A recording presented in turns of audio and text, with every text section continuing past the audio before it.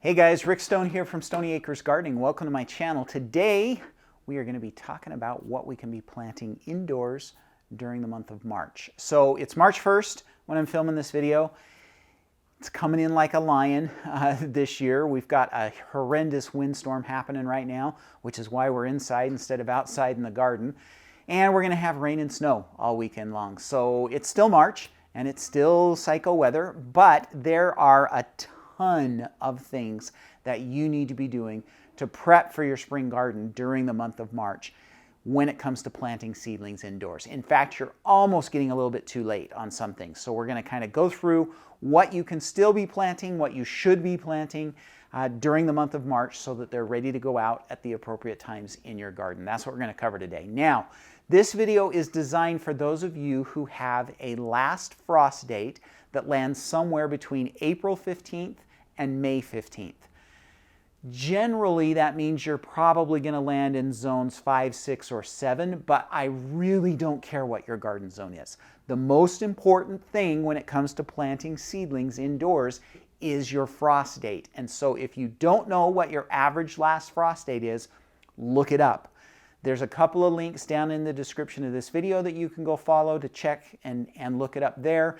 They're going to give you different dates. You kind of have to do some research and study a little bit on your area and figure out what that average last frost date is, because that's the important thing.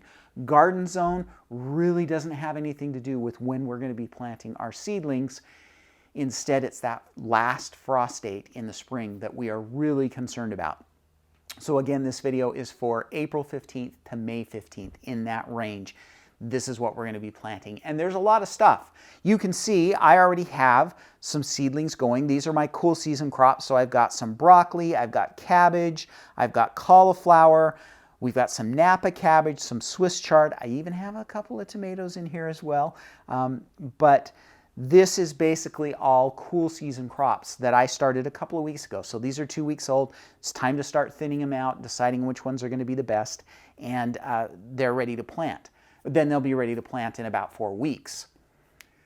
But it's not too late for a lot of you. We target planting cool season crops like these anywhere between about 4 weeks before your last frost date, right up until your last frost date. So you still have time to get these guys going if you haven't already started them. So what crops, cool season crops, can we be starting?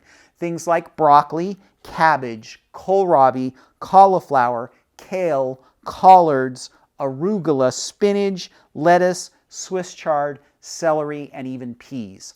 All of those you can still be starting indoors. Again, targeting to get them out hopefully a little bit before your last frost date, maybe even as much as 4 weeks before your last frost date. And, so if you can get some 6-week-old transplants ready, they'll be great to go. So all of those cool season crops you can still be starting, but you really need to get after it right away. So you should be starting these early in the month of March in order for you to have transplants that are ready to go out in the garden on time. So hurry with those, okay? Now, warm season crops are also going to be planted indoors during March.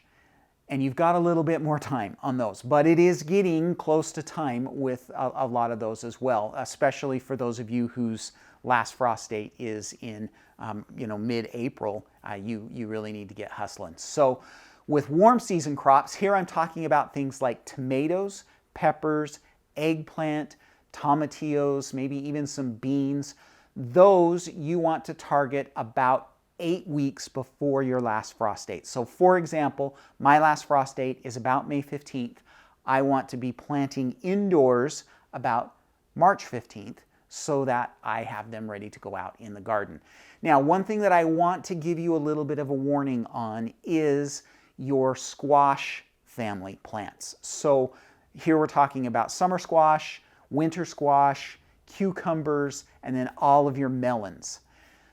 Those don't need as much time indoors. You really only want to start those about 4 weeks before you intend to plant them out. So for me, if I were going to plant some seedlings indoors for any of the squash family, my last frost date, May 15th, I wouldn't even think about starting until about April 15th. But if your last frost date is April 15th and you want to be starting some of those crops indoors, then you certainly could be starting them during the month of March, probably around March 15th, so that they're only about a month old when they go out. Why do we do that? Because squash family plants do not like to be transplanted.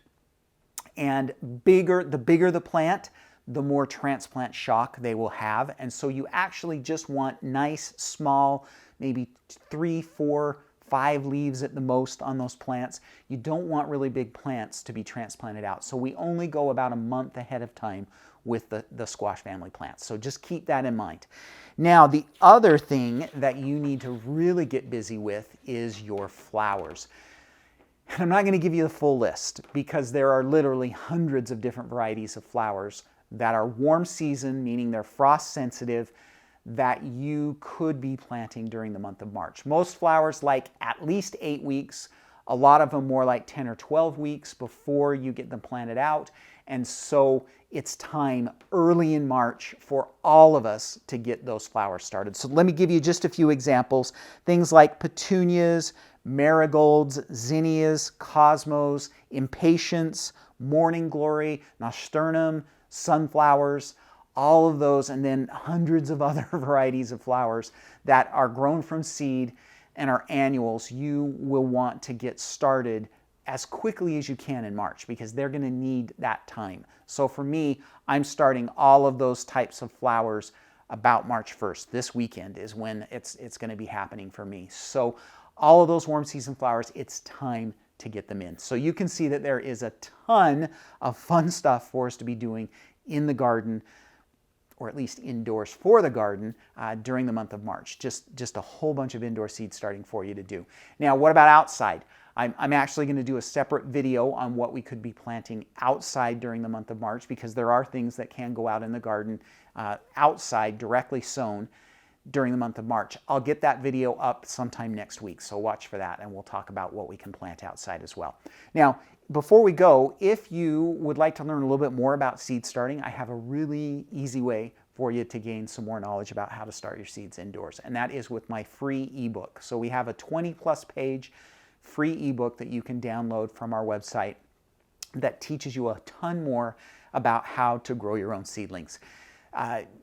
It's a great little book. We've had thousands of people download it and enjoy it, and I would love to have you do it as well. So there's a link down in the description of this video that you can click on, or you can click on this link right up here if I did everything right. There should be a link right there that you can click on to go sign up for that free ebook. All I need is your email and your name, and you can get access to that free ebook. So it's a good little resource to kind of give you the basics on how to get started growing your own seedlings. So I'd love to have you join that as well. Okay, that, my friends, is all I have for you for this week. We'll get to some outdoor planting next week, but just a ton of stuff to do in March for those of us that have that last frost date in April or May. Just get going. This is an exciting and fun time to be a gardener.